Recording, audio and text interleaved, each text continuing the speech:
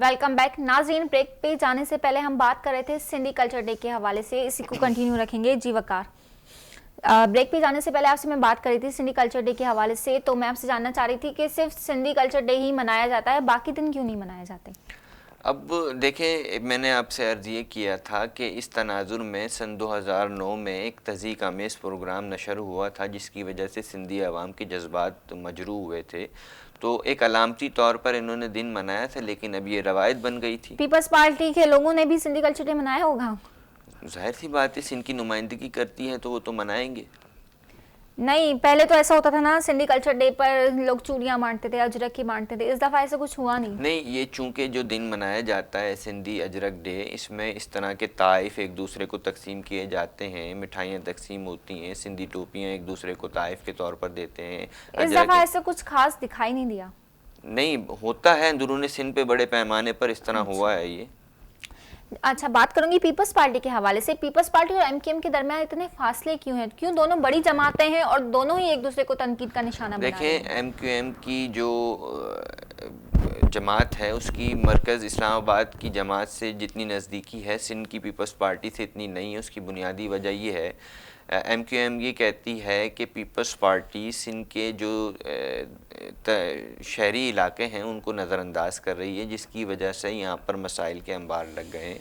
और peoples party ये मौक़िफ़ अपनाती है कि एमक्यूएम कराची के लोगों से मुखलिस नहीं है, इन्हें जो फ़ंड्स दिए जाते हैं उस पर ये बड़े पैमाने पर खुर्द-बुर्द करते हैं, और वो जो तरक्यात की मद में रकम दी जाती है वो करप्शन की नज़र हो जाती है। तो बामी दोनों एक दूसरे पर इल्ज़ाम तराशियाँ करते हैं इस वजह से। लेकिन माजी में देखा है हमने, पाकिस्तान पीपल्स पार्टी और एमक्यूएम बड़ी शेर व शक्कर भी रही हैं, लेकिन बदकिस्मती से कुछ सियासी मामलात ऐसे आड़े आ जाते हैं जो इख्तिलाफ़ात की बुनियाद बनते हैं। सबसे बड़ी तो वजह यही है, यहाँ पर इख्तियारात का रोना रोया जाता है। मेयर कराची को देख लें, वसीम अख्तर को, इख्तियारात का रोना रोते नहीं थकते हैं, और वो ये कहते हैं मुझे इख्तियारात नहीं दी जा रहे। पीपल्स पार्टी कहती है कि हम इख्तियारात भी दिए हुए हैं और फंड्स भी बाकायदगी से जारी करते हैं, लेकिन वो करप्शन की नज़र हो जाते हैं। ये बुनियादी पीपल्स वजूहत। पार्टी के काफी लोग नैब की हिरासत में, उस हवाले से क्या कहेंगे आप? देखिए, न सिर्फ पीपल्स पार्टी के बल्कि जो जिसने करप्शन की है वो, एमकेएम के कुछ बंदे भी नैब की हिरासत में हैं या सिर्फ पीपल्स पार्टी के ही हैं? नहीं, एमक्यूएम के भी हैं, जिसमें अभी एक रऊफ़ सदीकी थे, उन पे कोई ऐसा था कोई केस, लेकिन वो मेरा ख़्याल है कोई दहशतगर्दी के तनाजुर में था। और मुस्लिम लीग नून के लोग भी नैब की हिरासत में हैं और पीटीआई के लोग भी हैं। तो एक एहतसाब का अमल तो जारी है ये ऐसा, और सब जमातों के साथ अच्छा सब वकार, जैसे सामने कि आप पेश करें। जानते हैं आजकल नैब नैब काफ़ी न्यूज़ चैनल्स पे, सोशल मीडिया पे नैब के हवाले से बातें हो रही हैं। नैब सिंध में क्या करने जा रहा है? क्यों छोटा बड़ा आम आदमी से लेकर सियासतदान तक नैब का नाम सुनते ही कांप जाते हैं? क्यों नैब खौफ की अलामत बन चुका है? देखिए, नैब का जो डंडा है बड़ी ताकत के साथ सिंध में घूम रहा है, और उसकी वजह यह है कि जो चेयरमैन नैब हैं जस्टिस रिटायर्ड जावेद इकबाल, उनकी ज़ेर सदारत इजलास में ये फ़ैसला किया गया था कि बिल तरतीब हमने जो एक अभी करप्ट लोगों के ख़िलाफ़ कार्रवाई अमल में लाए हैं, और अब जो उनकी फहरिस्त में हैं जो जो लोग जो करप्ट समझते हैं, वो जिन्होंने करप्शन की है उनके गिरद गहरा तंग कर रहे हैं, जिसकी वजह से लोग खौफ का शिकार हैं, और अब सूरत हाल इसी वजह से संगीन होती जा रही है। अच्छा, वज़ीर-ए-आज़म इमरान खान की हुकूमती टीम की सिलेक्शन किसकी जिम्मेदारी है? देखिए, बिला खौफ व कतर ये बात कही जा रही है कि पाकिस्तान की जो टेस्ट टीम है और हुकूमत की जो एक माशी टीम है उसमें कोई फ़र्क नहीं है उनकी कारकर्दगी में। तो अब ऐसा नहीं हो सकता कि सारी कारकर्दगी का मलबा माजी की रिवायात से मंसूब करके बरियुस जमा हो जाएं। वो घिसी पिटी पुरानी बातें तो अब चलने वाली हैं नहीं। हुकूमत को अपनी हर शोबे में कारकर्दगी दिखाने की ज़रूरत है, और दिखाना भी चाहिए। अच्छा, चीनी टेक्नोलॉजी कंपनियां भारत की मार्केट में आजकल राज कर रही हैं, इस हवाले से आप क्या कहेंगे? देखें, चीन न सिर्फ भारत में बल्कि पूरी दुनिया के अंदर उनकी मंडियों में राज कर रहा है। उसकी मसनूआत बहुत सस्ती हैं, और ये उसकी तरक्की का एक बुनियादी वजह भी है, बड़ी वजह है कामयाबी की, कि उसकी तमाम तर मसनूआत बैनुल अक़वामी मंडियों में न सिर्फ बल्कि भारत में तो उन्होंने सनती यूनिट भी कायम कर रखे हैं, और वहाँ की जो एक चीन की कंपनियां हैं बड़े पैमाने पर सरमायाकारी कर रही हैं। वहाँ की जो एक फराम करती है भारत उनको एक प्लेटफॉर्म तरक्की का, और इस तरह की जो चीनी कंपनियां हैं वहाँ पर सरमायाकारी कर रही हैं और फ़ायदा उठा रही हैं। जैसे पाकिस्तान चाइना की दोस्ती के बारे में हर बंदा चाहता है, वैसे चीन और भारत की दोस्ती के हवाले से भी कुछ कहेंगे आप? देखें, तजारती मकासद के तहत तो दोस्ती हर किसी से करनी चाहिए और हर कोई करता भी है, कोई मुल्क इससे पीछे नहीं है। और चूंकि चाइना तो बेस्ड सारा दारोमदार चाइना का तिजारत पर है, और तिजारत की गर्ज से वो ना सिर्फ वो किसी को अपना दुश्मन नहीं बनाता और सबसे दोस्ती का हाथ बढ़ाता है चाइना। अच्छा, मुल्क में सियासी बहरान ज़्यादा है या माशी बहरान? देखें हर जाविये से देखा जाए तो मुल्क में जहाँ एक तरफ अगरचे सियासी मसाइल हैं तो इसी तरीके से माशी मसाइल भी होंगे। हमारी जो मुल्क की अपोजिशन है और जो हज़्ब इक़्तिदार जमात हैं, जहाँ उनके मसाइल हैं वहाँ पर माशी मसाइल का भी हमें सामना करना पड़ रहा है। तो इन दोनों हालात में हमें तदब्बुर से काम लेना पड़ेगा ताकि बैनुल-अक़वामी दुनिया में जगहज़ाही का सबब ना बने और खुश उसलूबी से मामलात को तय किया जाए। सियासी और माशी सूरत हाल पर काबू पाने के लिए ये किया जाना चाहिए कि एक मुस्बत पहलू सामने रखा जाए। बरतानी हज़्ब इख्तिलाफ जमात के सरबराह जेरेमी कॉर्बन के खिलाफ क्यों यहूदी लाबी क्यों मुहिम चला रहे हैं? देखें, जो वहाँ के हिज़्ब इख्तिलाफ़ हैं बरतानिया के, जेरेमी कॉर्बिन अपोजिशन लीडर, जो अभी तो खैर उन्होंने इससे लाताल्लुक़ी का इज़हार कर दिया है शिकस्त के बाद, वहाँ के चीफ हैं रबाई, जो यहूदी पेशवा, रूहानी पेशवा तस्वुर किए जाते हैं। उन्होंने एक कॉलम लिखा है और उस कॉलम में जेरेमी कॉर्बिन को हदफ तनकीद का निशाना बनाया और उन्होंने कहा है कि ये यहूदियों के सबसे बड़े दुश्मन हैं। उसकी वजह से उनके कॉलम लिखने के बाद उन्हें जो है कि शिकस्त का सामना भी करना पड़ा और ये पूरी उनके इस इक़दाम से, कॉलम लिखने के, वहाँ पर जो मुकीम हैं लोग, उनका जो एक जहन उनके लिए मनफी बना और उनका कॉलम बड़ा एक प्रोपेगेंडा की सूरत में सामने आया और जिसकी वजह से उन्हें शिकस्त का सामना हुआ। अच्छा, जेरेमी कॉर्बिन खुद कौन है?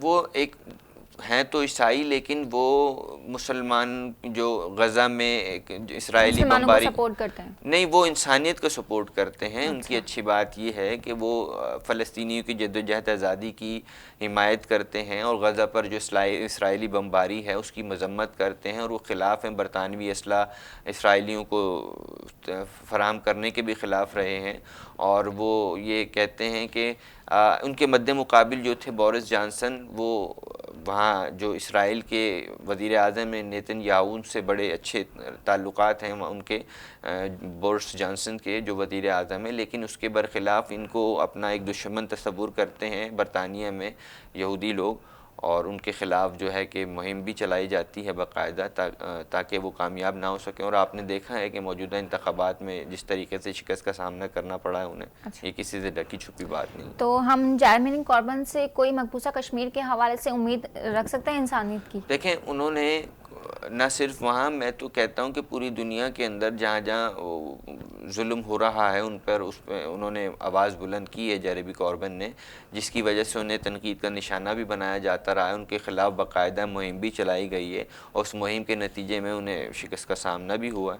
अच्छा, बात करूंगी मकबूजा कश्मीर के हवाले से। तो मकबूजा कश्मीर के हवाले से जो हमने आपसे पहले भी सवाल किया कि मामला कब तक ठीक हो सकते हैं, आप इस हवाले से क्या कहेंगे? अब फ़िलहाल वहाँ पे क्या मामला चल रहे हैं? देखें, वहाँ पर एक मासरे का जो मैंने आपको बताया, पहले भी बताया था इस बात में कि देर मासरा कायम नहीं रह सकता। देर बदेर उसे भारत को सूरत हाल मामूल पर लानी तो पड़ेगी वहाँ पर। अब लेकिन अब चूँकि वहाँ पर इस इक़दाम के बाद एक और उन्होंने शहरियत का जो बिल पेश किया है उसके हवाले से पूरे भारत में हंगामे फूट पड़े हैं और जो मुसलमानों की शहरियत को ज़रब लगाने की एक साजिश रची है भारत की जानिब से, उसमें अल्हम्दुलिल्लाह वो कामयाब तो नहीं होगा और उसके ख़िलाफ़ पूरे भारत के अंदर जगह जगह मुख्तलिफ़ रियासतों में वहाँ पर हंगामे हो रहे हैं और वो इस बिल को उन्हें फिलहाल वापस लेना चाहिए सूरत हाल को मामूल पर लाने के लिए। मकबूजा कश्मीर के हवाले से जो वहाँ पे मामला चल रहे हैं, तकरीबन हर बंदा इस बारे में जानता है। तो हमारे जो पड़ोसी ममालिक हैं, कौन कौन से ममालिक पाकिस्तान को सपोर्ट कर रहे हैं और मकबूजा कश्मीर को सपोर्ट कर रहे हैं? देखें, बादिउल नज़र तो वहाँ पर जो सूरत हाल है मकबूजा वादी की, दुनिया सिर्फ बयान तक महदूद है। अमेरिका ने तो वहाँ के जो हुक्मरान जमात के लोग हैं उनकी सफ़र पर भी पाबंदी आयद कर दी है और वे कहते हैं कि वहाँ से कर्फ्यू फौरी तौर पर हटाया जाए। जो इंसानियत की तज़लील बड़े पैमाने पर मकबूजा वादी पे की जा रही है, तो इस सूरत हाल का तो सामना कर रहे हैं हुक्मरान, लेकिन उन्हें शर्म फिर भी नहीं आ रही है और वो हालत जू की तू हैं। लेकिन जो हमारे पड़ोसी ममालिक हैं, ना सिर्फ अब तक कुछ भी बेहतरी नहीं आई आपके नहीं, कहने का ये फ़िलहाल तो मतलब अभी है? बेहतरी नहीं आई है। भारत जिस तरीके से सूरत हाल मकबूजा वादी में बर्पा किए हुए, वहाँ पर उन्हें मुज़ाहमत का सामना है भारतीय हुकूमत को, लेकिन रियासती जबर और तशद्दुद की जो उन्होंने एक फ़िज़ा कायम कर रखी है वो हनूज़ बरकरार है। जब भारत मकबूजा कश्मीर में इस तरह से कर्फ्यू लगा सकता है तो पाकिस्तान मकबूजा कश्मीर जाकर क्यों नहीं वो कर्फ्यू हटा सकता? देखें, ये तो ऐसी बात नहीं है, मुमकिनात में से नहीं है। एक पाकिस्तान जी वही मैं आपसे पूछ रही थी, ये क्यों मुमकिन नहीं है? ये हदूद क़यूद का मामला है, वो तो एक खुदा न खास्ता इस तरह तो बहुत सूरत हाल संगीन हो सकती क्योंकि है। काफ़ी लोग मैंने देखा है कि हर बंदा ये जानता है कि मकबूजा कश्मीर के हालात बेहतर नहीं है और काफ़ी लोग पाकिस्तान की हुकूमत को तनकीद का निशाना इसीलिए बना रहे हैं कि पाकिस्तान की हुकूमत तो कुछ कर नहीं सकती। नहीं, तो इसलिए मैं आपसे जानना चाहूँगी कि आप कोई इस हवाले से कुछ ऐसा बताएं कि लोगों को पता चले क्यों पाकिस्तान फ़िलहाल कोई एक्शन नहीं ले रही। नहीं, पाकिस्तानी हुकूमत हर सतह पर कश्मीरियों के साथ खड़ी है और स्टैंड लेती है। ना सिर्फ मुकामी सतह पर ये मजम्मत करता है पाकिस्तान, बल्कि आलमी सतह पे जितने फोरम्स हैं वहाँ पे आवाज़ भी बुलंद करता है। पाकिस्तान जो कर रहा है अपने तौर पर वो बिल्कुल वो पीछे नहीं हटता। पाकिस्तान अपने तौर पर सफारती सतह पर उसको कामयाबी भी मिली है बहुत बड़े पैमाने पर, और भारत को मुँह की खानी पड़ी है बैनुल-अक़वामी फ़ोर्स पर। ये पाकिस्तान की किसी कामयाबी से कम नहीं है। अच्छा, आपसे जानना चाहूँगी वज़ीर आज़म इमरान खान का इस वक्त क्या कहना है मकबूजा कश्मीर के हालात के बारे में, और वहाँ पे क्योंकि वो भी जानते होंगे, अगर हम जानते हैं तो उन्हें तो बिल्कुल पता ही होगा वहाँ के हालात के बारे में। देखें, वो तो हर प्लेटफॉर्म पर मजम्मत करते आए हैं और वो ये कहते हैं कि जो मकबूजा कश्मीर के अंदर भारत ने सूरत हाल की हुई है वो संगीन है, बहुत बदतरीन है और अंदुनाक है सूरत हाल। और वे कहते हैं कि जब एक वहाँ से कर्फ्यू हटेगा और जब वो भारत हटाएगा तो वो एक सैलाब उमड़ कर आएगा वहाँ पर भारत में। और वो कहते हैं कि सबसे बड़ी तो इंसानियत का एहतराम किया जाना चाहिए। वहाँ पर जो 80 लाख लोगों को इतना बद महसूर करके रखा हुआ है कश्मीर में हिंदुस्तान ने, इसका फ़िलफुल ख़ात्मा किया जाना चाहिए। वहाँ के लोगों को आज़ादी के साथ रहने का हक़ दिया जाना चाहिए और इस तरह का इन्होंने स्टेटमेंट दिया।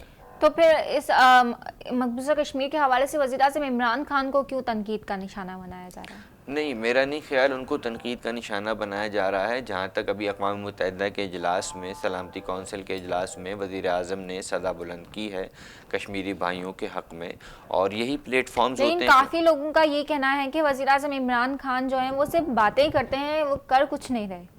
ऐसी बात नहीं है कि वो बातें ही करते हैं। अगर वो बातें ही करते होते तो ऐसा नहीं होता। आज उन्हीं की तकारीर उठाकर देख लें यूएनओ में और बैनुल-अक़वामी जितने जेनीवा में उन्होंने तकरीर की है। आखिरी सवाल आपसे करना चाहूँगी, बरतानिया में अपोजिशन लीडर जेरेमी कॉर्बिन को क्यों तनकीद का निशाना बनाया जा रहा है? देखें, सबसे पहले तो वो एक तो इस्लाम जो फोबिया है उसके ख़िलाफ़ जो प्रोपेगेंडा किया जाता है बरतानिया में वो उसके ख़िलाफ़ है। और वो जेरेमी कॉर्बिन जो अपोजिशन लीडर हैं वहाँ के, वो यहूदी जो लोग हैं उनकी जो कार्रवाइयाँ हैं उनको सख्त नापसंद करते हैं जेरेमी कॉर्बिन। इस वजह से उनके ख़िलाफ़ बाकायदा मुहिम भी चलाई जा रही है और वो इस्लाम मुखालिफ जितने भी काम होते हैं उनको उसकी मजम्मत भी करते हैं, जिसकी वजह से उनको जो यहूदी लोग हैं सख्त नापसंद करते हैं।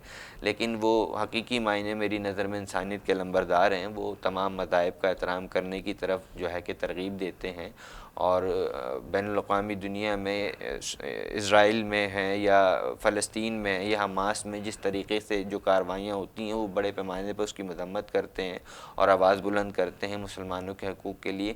इस वजह से उनको तनक़ीद का निशाना बनाया जाता है और बाकायदा उनके ख़िलाफ़ मुहिम चलाई जाती है। कोई मैसेज देना चाहेंगे मकबूजा कश्मीर के हवाले से या सिंधी कल्चर डे के हवाले से, बरतानिया के हवाले से, इस्लाम के हवाले से?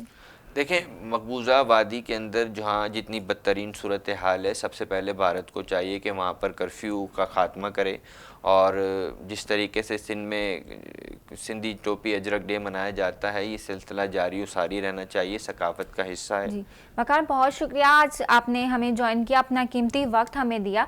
नाजरीन, जैसा कि आपने देखा, आज हमने बात की मकबूजा कश्मीर के हवाले से, भारत के हवाले से, बरतानिया के हवाले से, सिंधी कल्चर डे के हवाले से, सी पैक के हवाले से हमने आपको तमाम इश्यूज से आगाही दी। मज़ीद गुफ्तगू का सिलसिला अगले हफ्ते फिर जारी रहेगा। दोबारा हाजिर होंगे मज़ीद सियासत के साथ और आपको उनकी हकीकत से दोबारा आगाही देंगे। मुझे दीजिए इजाज़त। अल्लाह हाफिज़।